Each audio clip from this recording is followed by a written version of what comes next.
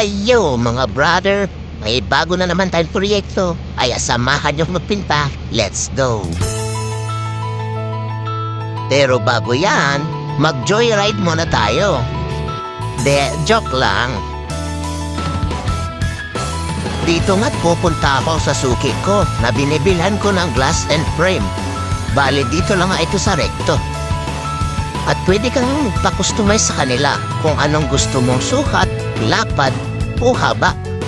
At ang pinagawa ko nga dito na size 18 by 22 inches.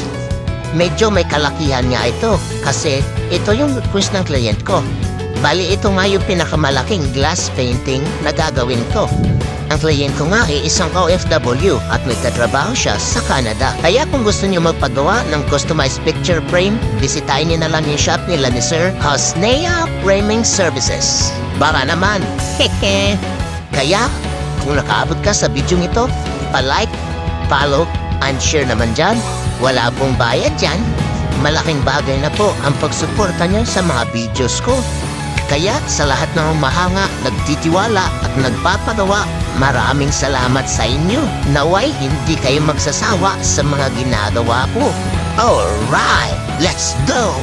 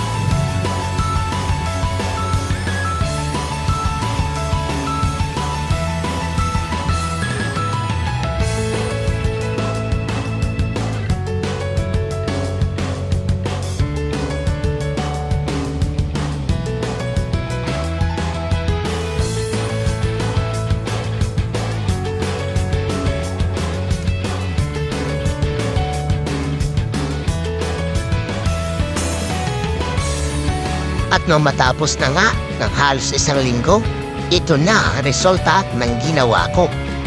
At dahil nagustuhan ni Sir ang pininta ko, magpapagawa ulit ito. Alright! Ayos talaga!